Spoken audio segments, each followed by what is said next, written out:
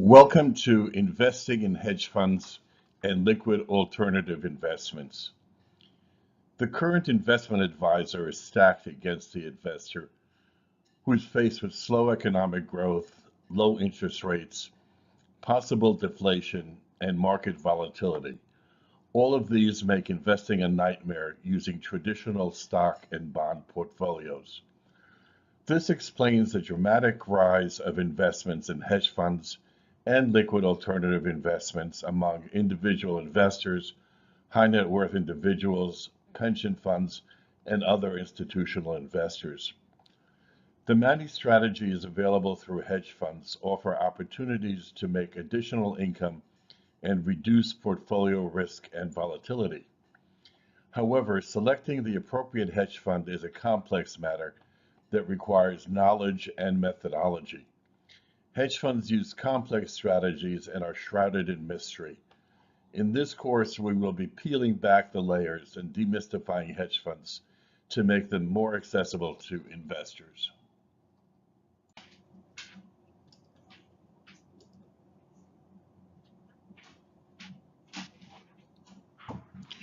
The Investment Education Forum is dedicated to providing books, courses, webinars, and conferences on topical investment management issues. We provide concise, actionable information geared toward the sophisticated investor and investment management professional. Our information is put together by professionals who are experienced in both education and hands-on industry experience. Our information is written and presented in a manner that describes markets and strategies in an understandable, practical manner. Our current courses are on behavioral finance, hedge funds and liquid alternative investments, and global investment strategies. In the future, we will develop courses on options, investment fraud, market bubbles, and foreign exchange. So let's look at the course outline, how the course is organized, and what you can expect to take away.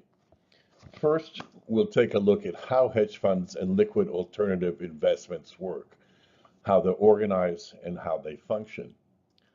Next, we'll review the 10 widely used hedge fund strategies, see how they operate, and see what the performance and risks are. And then thirdly, we'll look at the process of selecting hedge funds. This is a complicated and crucial part of the course. We look first at hedge fund performance, then we review hedge fund due diligence, and finally look at hedge funds in investment portfolios. The takeaway from the course is how to select hedge funds and how to integrate them into portfolios. So what are hedge funds? Hedge funds are investment companies that pool together funds from multiple investors. They're limited partnership vehicles that employ leverage, derivatives, and/or short positions. They're exempt from certain provisions of the 1940 Securities Act. That's the act that governs mutual funds and ETFs as well. They're limited to investors who meet qualifications of wealth and to institutional investors such as pension funds, endowments, and foundations. They have high investment minimums, which could range from $250,000 up to $5 million. And they have restrictions on the redemption of shares by investors. That restriction could be anywhere from 1 month to several years. So how are hedge funds organized? What's labeled as master fund on the left is the actual hedge fund. This is what brings together money from investors into one pool. Many hedge funds also have feeder funds, designated here as domestic hedge fund, offshore hedge fund. These are set up to accommodate different types of investors, different leverages, and different objectives. The investment manager is where the traders, managers, operations people, and so on reside. And the general partner typically runs both the investment manager and the master fund, normally one person who also has an investment in the master fund. Who can invest in hedge funds? Because hedge funds are exempt from the 1940 Security Act, They're also limited as to the types of investors that they can take money from. Only accredited investors by law can invest in hedge funds. An accredited investor has income of at least $200,000, or if married, $300,000 in the past 2 years. They also have to have a total net worth, excluding housing, of $1 million. Many hedge funds are closed to new investors. These hedge funds tend to be the larger and better performing hedge funds. Now, individuals can invest in hedge fund type strategies known as liquid alternative investments, which we'll go into in detail later in the presentation.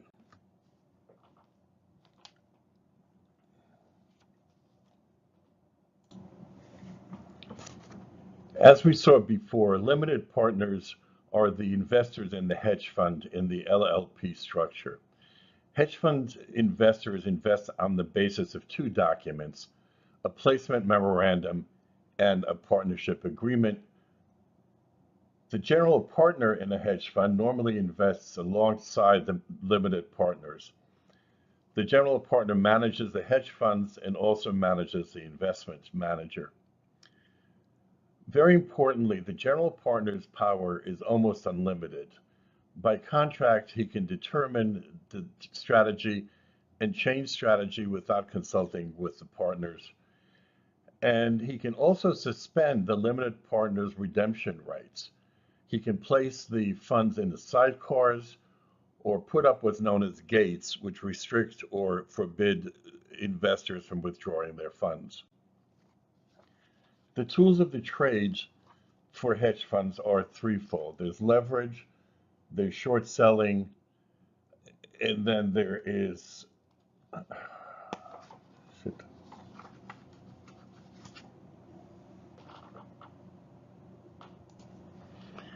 leverage, along with short positions and derivatives, is one of the characteristics of hedge funds. Leverage means borrowing from a bank or a broker in order to increase the amount of market investment. It requires a bank credit approval, and there's a margin requirement where the hedge fund has to put up a certain amount of cash in order to take out the margin. Margins are a two-edged sword. They can increase profits if the fund is making money, or they can increase losses if the fund is losing money. They can also lead to panic sell-offs to meet margin requirements. As market goes down, banks or brokers ask hedge funds to put more margin up. Sometimes the margin can only be met by selling securities, and if enough hedge funds have to do the same thing, then you can have a panic sell-off. Short selling is the essence of hedge funds. This is what allows hedge funds to make money when markets go down, or at least to hedge long positions they have in their portfolio.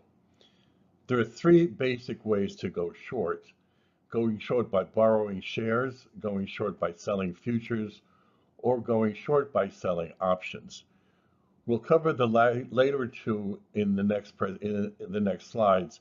Here we cover short selling by borrowing shares.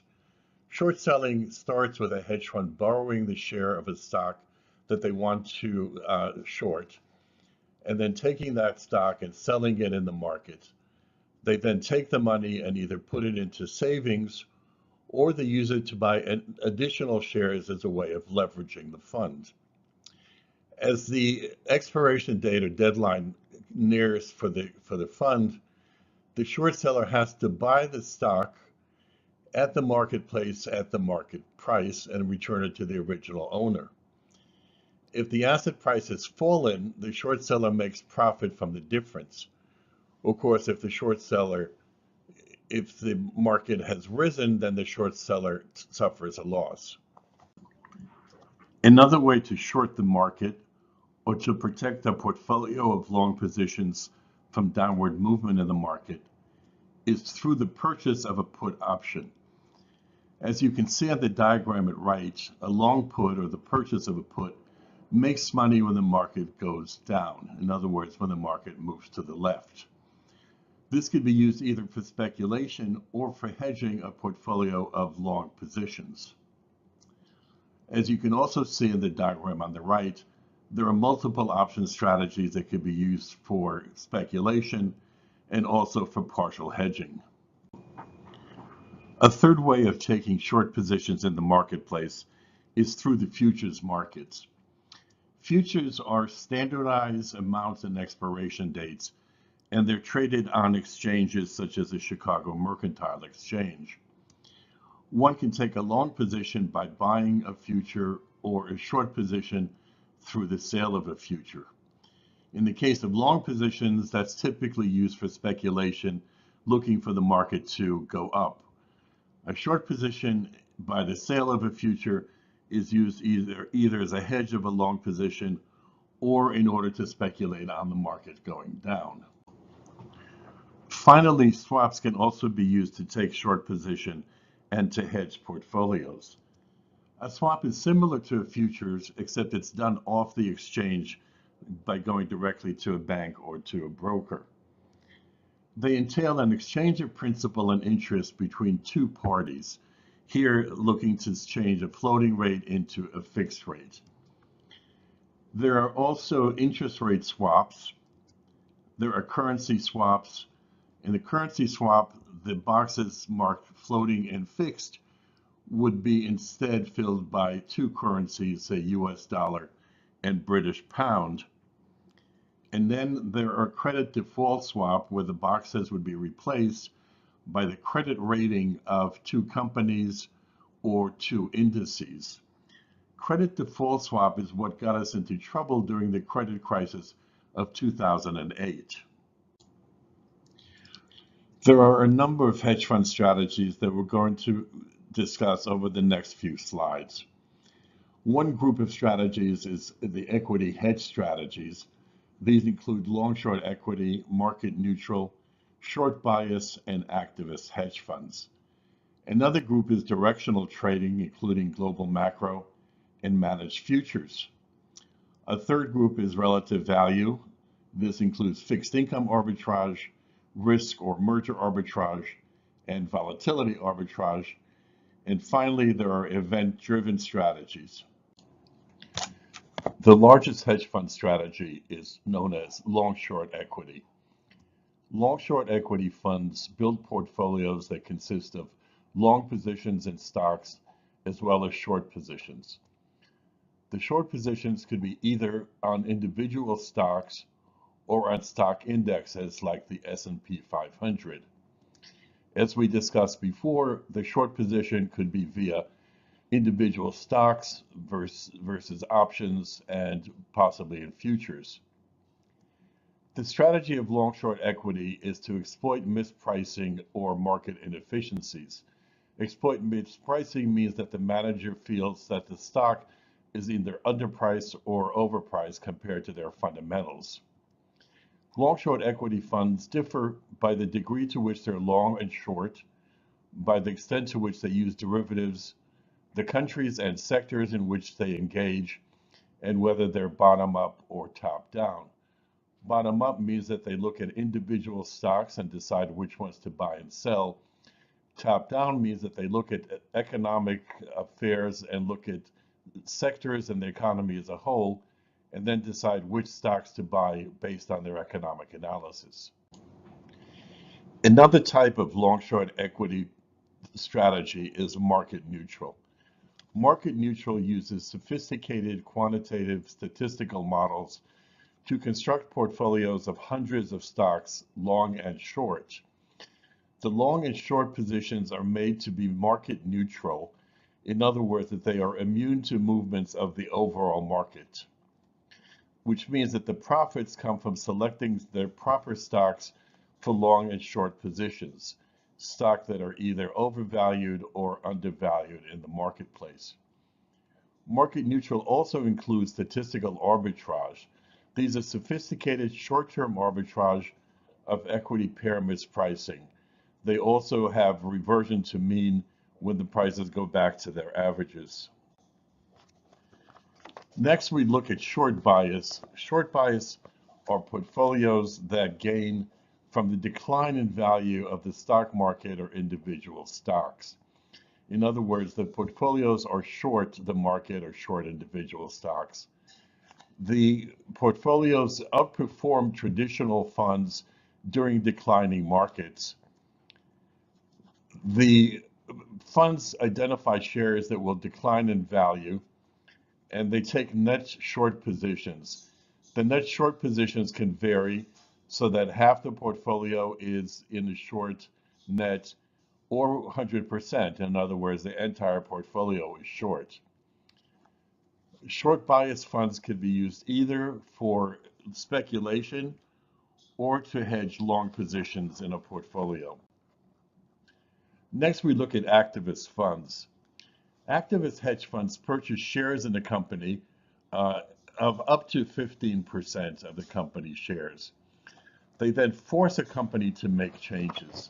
The changes could be a change in management, it could be a spin-off or closing an operation, it could be buying back company shares and increasing the payout dividends to the shareholders. One of the big differences in activist funds is the extent to which they will be hostile or a friendly or a partnership strategy. Global macro is a trend following strategy. It implements views of the direction of the global markets instead of individual stocks and bonds. And it uses a wide range of strategies and a wide variety of instruments to express their views.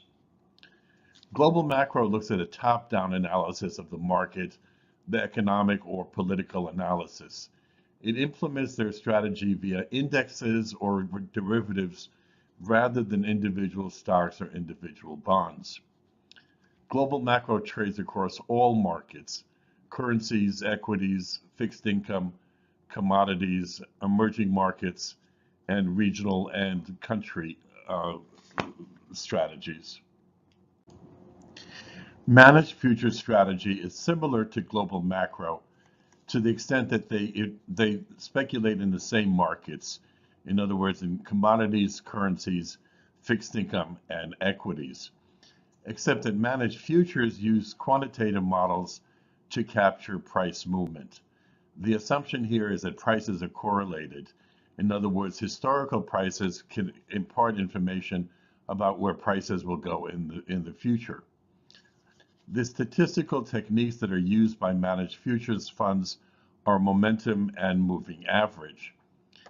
These funds vary in the time frame that they use to generate signals. These could be short-term, medium-term, or long-term. Fixed income arbitrage takes long and short positions in US or international bond markets. The strategy is to exploit mispricing between two bonds. This could be interest rate that's mispriced, or it could be credit risk. Examples would include a long and short position in US Treasuries, for example, 10-year against 5-year. Also, long-term and short-term international positions, for example, long US Treasuries and short British gilts. Or carry trades, which look at interest rate differences, for example, going long the Australian dollar or going short US Treasuries. Risk merger arbitrage takes equity positions in companies that are involved in publicly announced merger or acquisition transactions. The strategy takes a long position in the company that's being acquired and a short position in the acquiring company. The strategy is that the price of both company shares will converge when the transaction is completed. However, there's a risk involved. If the merger acquisition does not go through, then the hedge fund could suffer large losses. Event-driven funds bet on one corporate event at a time. For example, that event could be mergers or acquisitions, bankruptcy, restructuring, initial public offering, or significant news that may affect the company. Event-driven takes expression through all kinds of corporate instruments. Could be stocks, bonds, loans, options, and futures. Then finally, the multi-strategy and fund of funds. Multi-strategy hedge funds trade in multiple strategies. They're more flexible than the other portfolios or the other strategies because they're able to shift their focus from one strategy to another depending on changing market conditions or economic conditions. The trading can be done by the hedge fund itself or by hiring outside managers. Fund of hedge funds are entities that only use outside managers in order to build their portfolios. They allocate the money to multiple managers, typically 30 to 50 managers are selected. The fund of hedge funds does a due diligence on the managers and tracks and follows their performance over time. To change topics, we'll step back and take a look at the hedge fund industry as a whole. As you can see by the graph, the growth of hedge fund assets has been nothing short of spectacular. We've seen especially accelerated growth after the internet bubble in the years 2000 and 2002, the reason being that hedge funds actually made money during the time that internet stocks collapsed and most people lost money in the stock market. After the crisis of 2008, there was a decline in assets in hedge funds because they did not perform that well. However, it bounced back, and hedge funds now control almost $3 trillion in assets. Another landmark occurred in hedge funds at about the year 2008, which is that institutional money, institutional investors, outnumbered individuals to the point where now 60% of all the assets in hedge funds come from institutions, including endowments, foundations, pension funds, insurance companies, and sovereign wealth funds. So how do we explain this growth in hedge funds and continued growth? Well, we have to step back and look at the investors, the situation that investors are in managing their portfolios. Between 1980 and 2008, investors had the wind in their backs. This is a look at portfolios that consist of 60% stocks and 40% bonds over the period from 1989 through 2007. And you can see just a passive portfolio of stocks and bonds grew by about 400%, fourfold, during that time period. The reasons for that are shown in these charts. First, on the left side, the interest rates declined continuously from 1980 through January of 1915 and into the present. What that does is it raises the price of bonds that people hold in their portfolio. And also, for most of that time period, interest rates were high enough so that they generated interesting interest rates.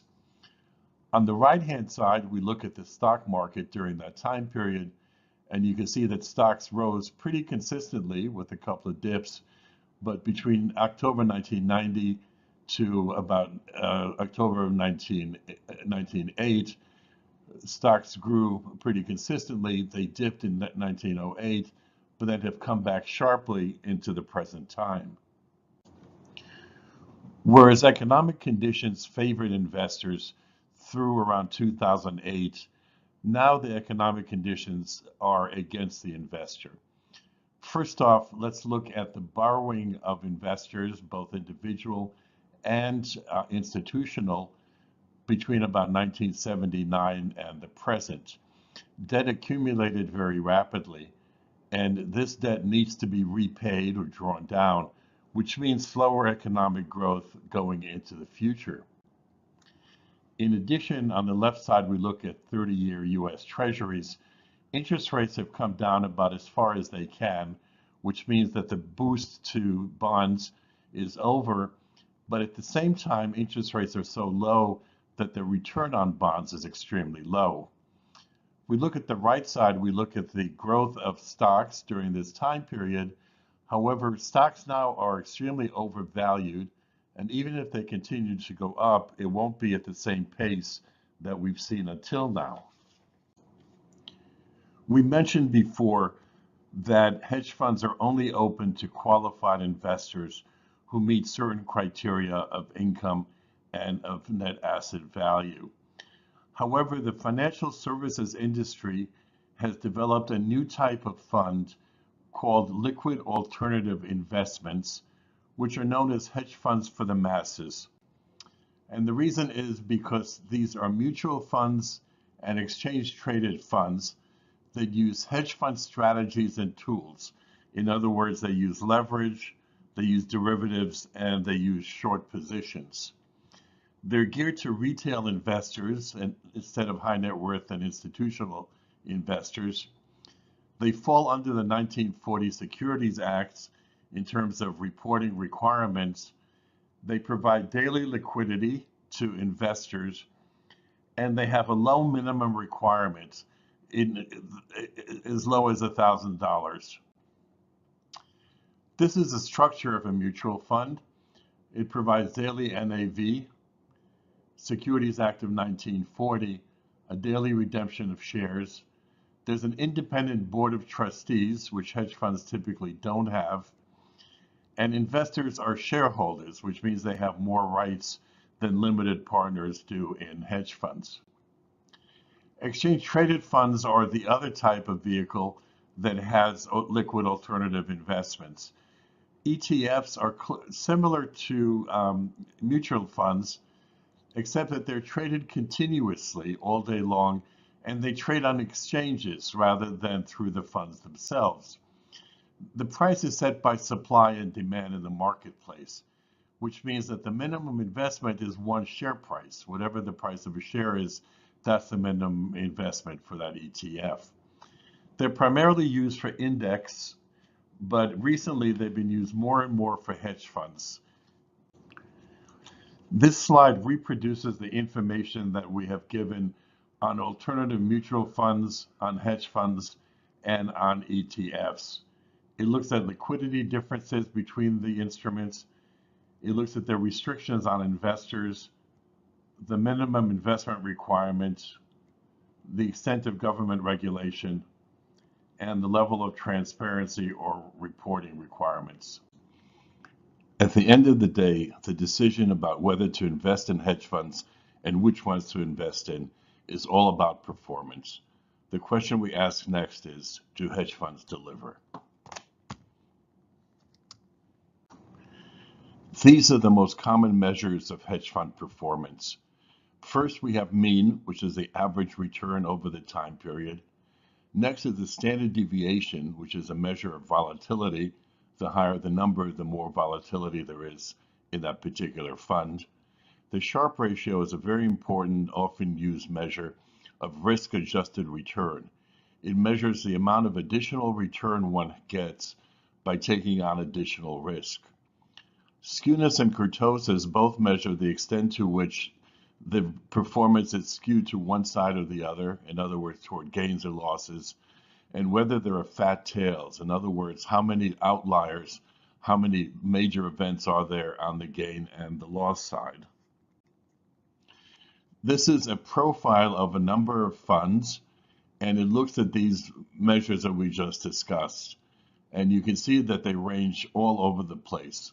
If you look at the Sharpe ratio, for example, it goes all the way from minus 0.72 up to 4.3. The higher the Sharpe ratio, the more risk-adjusted return there is, or the better the performance is. One of the things that makes it difficult to discuss hedge fund performance is the fact that hedge fund performance, or the definition, has changed over the years. First, there were the years approximately 1990 to 1998, which I call the home run years. Those are the years when people like George Soros and Julian Robertson managed to turn in returns of 20–30% a year. Most of the investors at that point were high net worth individuals from Europe and from the Middle East. The next phase, from 1998 to approximately 2008, can be called the absolute return years. And the reason is because hedge funds showed a profit in both up and down markets. Through that time period, they managed to show positive returns every single year, even when the markets were down dramatically, especially during the internet bubble burst in 2000 and 2001. Since 2008, when hedge funds took a beating and were down 20%, the absolute return was no longer the performance measure, now with downside risk protection and portfolio diversification, which is still the prominent definition of performance for hedge funds. We'll turn to that next. You can see from this graph, the blue line is hedge fund performance, and with the exception of 1998 and 2008, hedge funds turned in positive performance on every single year. They've done poorly in the last few years in 2008 and 2012. However, compared to the S&P, which was down as much as 40% in 2002, 2003, and we're down another 45% in 2008, hedge funds have done very well. So the label of downside protection and absolute return certainly has some credibility to it. One of the reasons that hedge funds have become so popular in recent years, especially among institutional investors, is the experience of the Yale University endowment. Yale University is extremely successful in its endowment management, ranking it at the top 5% among all university endowments. The interesting thing about Yale University is that 75% of their assets are in alternative investments, primarily hedge funds, private equity, and real estate. A full 25% is in hedge funds. As you can see from the chart on the right, the Yale endowment dramatically beat a portfolio of 60% stocks and 40% bonds. And this is what gave an impetus to other university endowments and pension funds to move into the hedge fund space. This chart shows the progression of returns and of alpha for hedge funds over the years 2000 to 2015. And it also shows the assets under management during that time period. As you can see, the weighted composite return and the alpha for hedge funds have both been declining from 2000 to 2015. Composite return, for example, went from about 8-9% in 2000 down to about 2 or 3% in 2015. Alpha, which is the generation of return above the market rate, also went down dramatically during that time period. But you'll notice that the assets in hedge funds kept continuing to grow throughout that period, except for 2008 after the credit crisis when they went down for 1 year. And the reason for that is very controversial.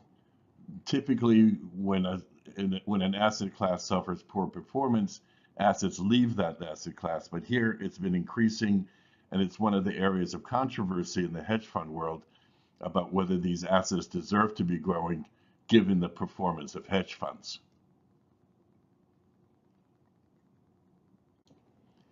Now it's time to turn to the complicated area of hedge fund manager selection, keeping in mind that there are 10,000 hedge funds in the world and that hedge funds have a wide variety of strategies that have very different risk-return profiles.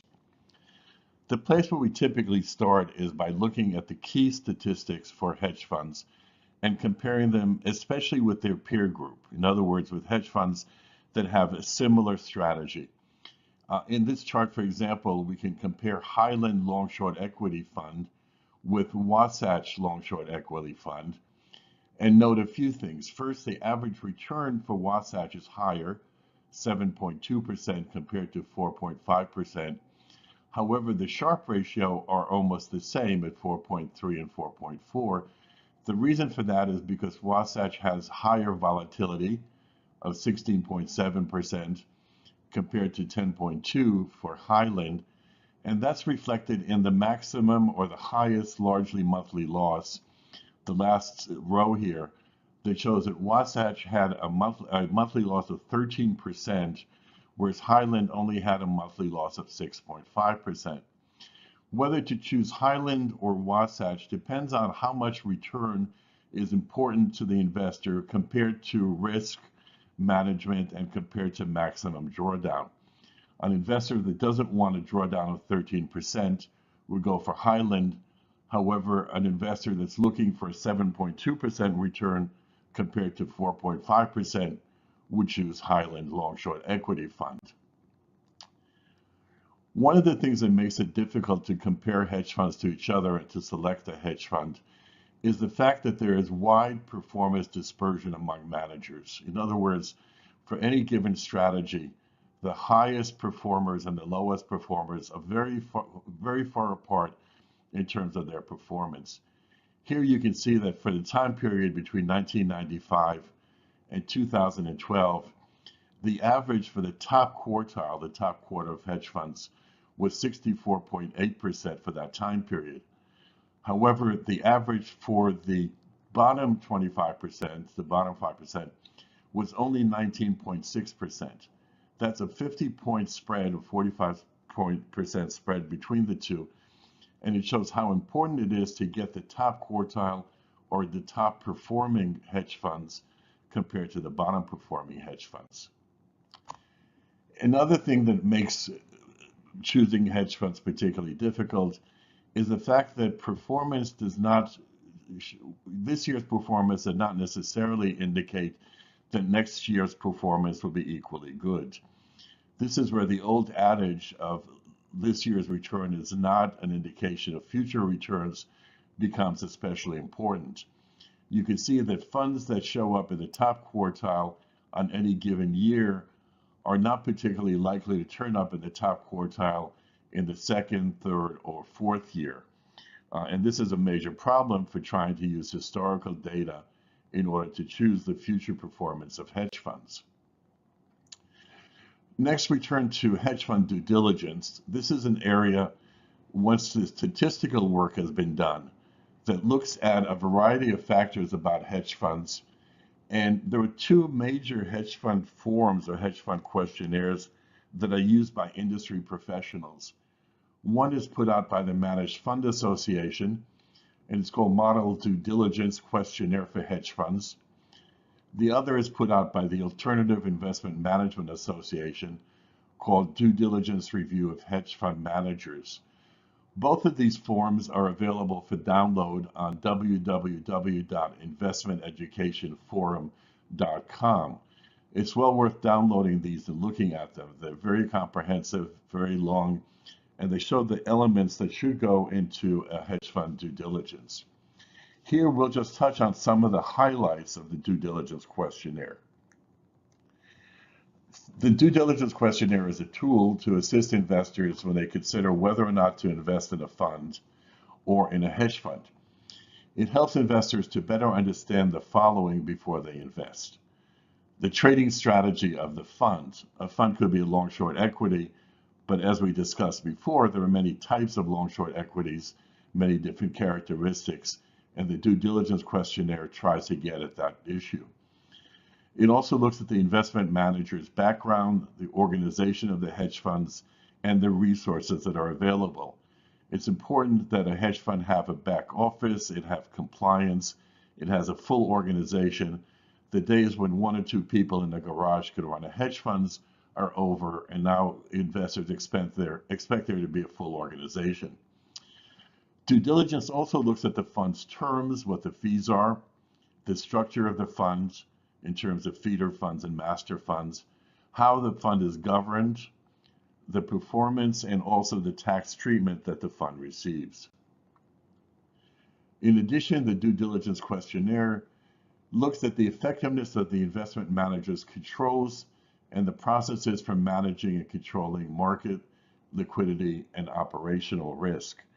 After the major losses to hedge funds in 2008, as well as the long-term capital management and the Ponzi scheme of Bernard Madoff, this, what's called operational due diligence, has become especially important for investors to make sure that there's no repeat of those phenomena. You also look at the third-party service providers that are responsible for supporting the funds and the investment manager. That's to make sure that there are independent checks and balances on what the hedge fund is doing and how it's reporting. And then finally, it's important to look at developing trends in the regulatory environment and their potential implications for hedge funds. Many hedge funds now have compliance officers whose full-time job is to make sure that the hedge fund complies with government rules and government regulations. Again, comprehensive due diligence questionnaires are available on www.investmentseducationforum.com. This is a chart that shows the performance of hedge funds between 1989 and 2015 compared to other measures such as stocks and bonds, a diversified portfolio, and a world stock portfolio. A couple of things to notice about this chart. First, we use the HFRI composite index to measure hedge fund returns. Now, HFRI composite index is a combined index of 5,000 hedge funds. In the same way that the S&P 500 brings together 500 companies, the composite index brings together 5,000 hedge funds. A second difference, though, which is more important, is that one can actually invest in the S&P 500. There are mutual funds and ETFs. There are futures and options that track the performance of the S&P 500. You can also go short the S&P 500 through futures and options. This is not true for the HFRI composite index. This is an index that's for information only. The only way to invest in hedge funds is by investing in individual hedge funds, from selecting hedge funds from among the 5,000 and putting that together into a portfolio. The next thing to note is that hedge funds underperform equities when equities rise rapidly. When there's a sharp bull market, hedge funds do more poorly than equities, and that makes sense. It's because hedge funds have a short component. They're short the stock market to some extent, which means that they're not going to do as well as the stock market will during times of stock market bull rally. That certainly be true between 2008 and the present, when stocks have dramatically outperformed hedge funds.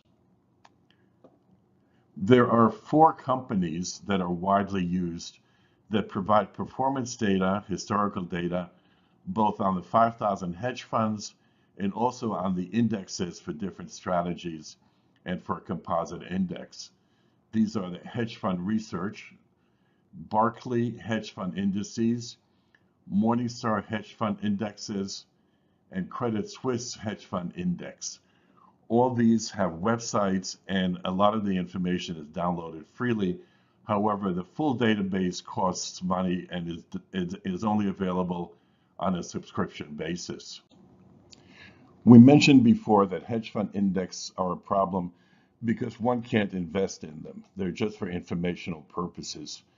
There are other problems with hedge fund indexes, and it's worth going into them because you'll see many presentations by banks and by research companies that use hedge fund indexes to show the performance of hedge funds over time.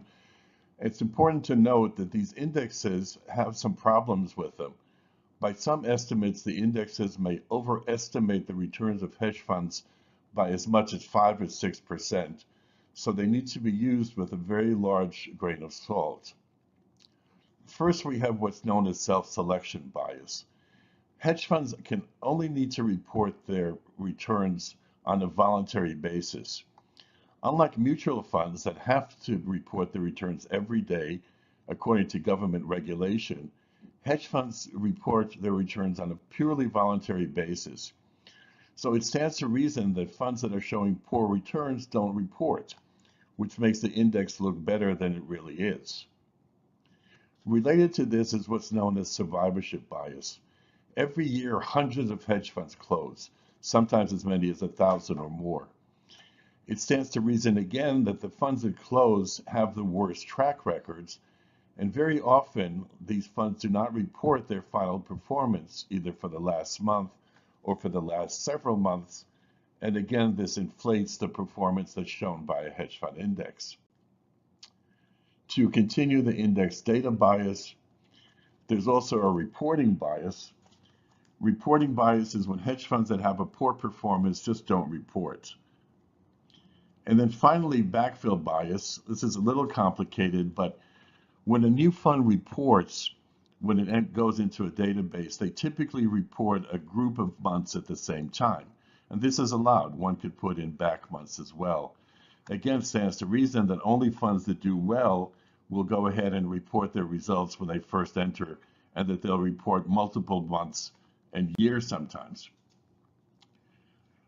Hedge funds have gone in for quite a bit of criticism over the last few years, and that's been so for a number of reasons. The first we've discussed, which is some problems with hedge fund performance.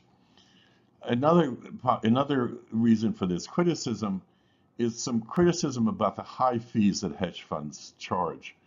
Hedge funds charge 2% of the management fee of the assets under management and 20% of any profit that they make on hedge fund returns. And the criticism is that managers get to keep most of the profit that's generated by hedge funds. This leads to a similar problem, which is what's known as an agency issue. An agency issue occurs when the manager of a fund's interests diverge from that of the underlying investors. And it's been claimed that hedge funds have done that because they've gotten so big that they can live on management fees alone. In addition, there have been some notable scandals in the last few years that have also shaken belief in hedge funds. The first is the hands in the cookie jar, a growing number of insider trading cases, including the most famous, which is Steve Cohen, who was forced to close his hedge funds by government decree. Then also the Madoff and the Ponzi scheme scandals, a number of them over the last few years. And even though Madoff is technically not a hedge fund, he still performed as if he were a hedge fund, and he was considered to be a hedge fund by many investors. The final topic we address is portfolio construction, where we look at how hedge funds fit into an overall investment portfolio. First, let's take a look at a traditional portfolio of stocks and bonds. This is what's known as a diversified portfolio, not including hedge funds. This is what has been the typical diversified portfolio until the last several years. One of the things you note here is that during the 2008 and 9 credit crisis, the correlation among the different assets was extremely high. In other words, a diversified portfolio turned out to be not that diversified at all. For example, if we look at JP Morgan's emerging market bond index and compare that to the aggregate bond index, which is a worldwide index of bonds, you'll notice that the correlation is 0.79, which is very high correlation. It means there's not that much diversification here. And this is one of the reasons that hedge funds have been looked at as potentially attractive for inclusion in traditional portfolios. One widely used method for constructing portfolio is known as mean variance optimization. This is a complicated method and it involves computer models, so it's really beyond the scope of this course to go into it in detail. But a couple of things should be noted. First of all, these mean variance optimization is able to test various portfolios with different compositions and show how they perform at different risk and return levels. Here, the blue line represents a traditional portfolio that has only stocks and bonds. The green line represents a portfolio of stocks and bonds, as well as alternative investments, including hedge funds. Now, what you can see here is that the green line is further to the left and higher than the blue line. What that means is for any given level of risk, the portfolio that includes hedge funds gives a higher return. In other words, hedge funds means that any given portfolio will have a higher risk return ratio than traditional portfolios will. Now, these are not as widely used as you would expect because there are some problems with mean variance optimization. We'll go into a couple of those right now. First of all the inputs have to be 100% accurate. If there's any uncertainty or any deviation, then the results come up really skewed. Also, the data that's used to calculate the returns has to have a few assumptions. It has to be normally distributed, they have to be constant over time, and they have to be set to an appropriate time frame. If you use different time frames, the results come out really radically. Now, typically when we have historical data, we're not going to be able to meet these returns, which again means that the output of the optimization is not going to be as good as we want it to be. Another important consideration or assumption is that the standard deviation and correlations are constant over time. And that tends to be not true. These change over the time period. And finally, it assumes that markets are liquid, efficient, and frictionless, which means that there are no transaction costs or fees that are involved in this type of calculation. So given all these assumptions and all these problems, mean variance optimization is used by investors as a starting point, but they can't be blindly followed in order to construct portfolios. Another reason that these are not optimal for portfolios, and this holds true for any effort to put together a portfolio, is that there has to be a large role for forecasting. All the analysis we've shown so far uses historical data. And as we discussed, there are real problems with historical data, especially because we make assumptions that historical returns will also project into the future, that we can tell what the future is given historical returns. Very often that's not true, which means that we have to rely on forecasting in order to decide, in order to guess what's going to happen next in our portfolio. And again, this is not the place to go into a full discussion of forecasting, except to note that forecasting has undergone intensive criticism. It's very difficult to forecast. And just as an example here, this is economists forecasting the GDP growth in the US just for the next year, 1 year. And as you can see, the red line is the forecast of the analysts, the economists, compared to the blue line, which is a real GDP. And even looking at 1 year, there are dramatic differences year to year. You can imagine if you're trying to forecast out for 2, 3, or 4 years. So where does that leave us in terms of portfolio construction and asset allocation? This is the latest thinking in the hedge fund industry about where hedge funds fit into portfolios, either as substitutes or as diversifiers. Substitutes are strategies, hedge fund strategies, that have a high correlation with traditional bonds and stocks, but they have different risk-return characteristics and different Sharpe ratios. And the argument here is that some of the traditional stocks and bond assets should be transferred to these hedge fund strategies in order to take advantage of the different risk-return profiles.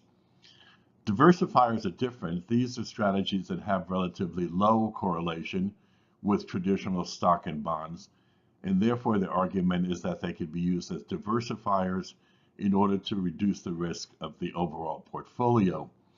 What's interesting too is what's missing here.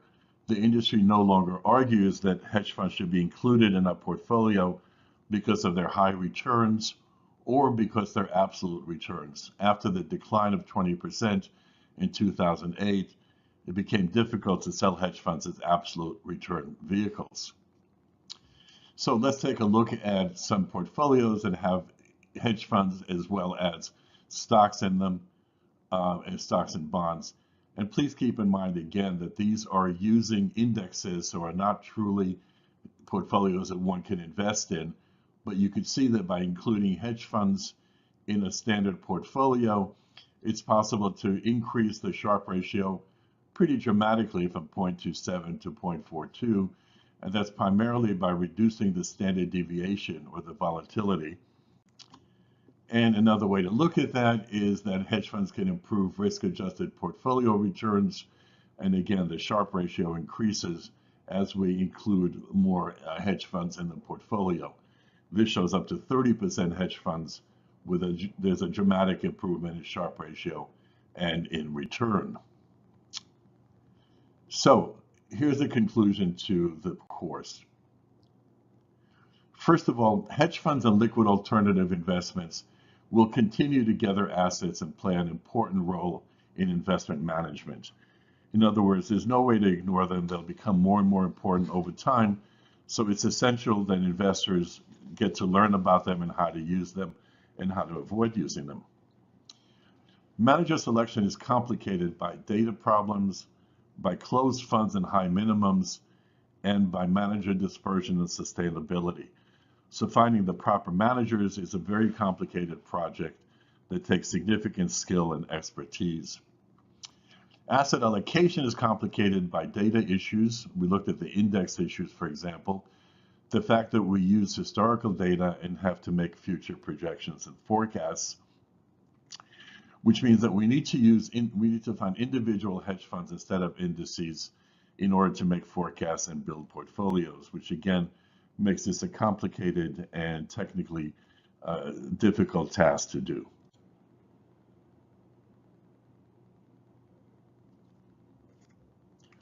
This course has been presented by the Investment Education Forum, which is dedicated to providing books, courses, webinars, and conferences on topical investment management issues. The information is put together by professionals who are experienced in both education and hands-on industry experience. The current courses we offer are behavioral finance, hedge funds, and liquid alternative investments. Keep in mind that in the future, we will be offering courses on options, fraud, market bubbles, and foreign exchange. Good luck in your strategy and your investing, and please keep in mind that additional information and material is available on www.investmenteducationforum.com.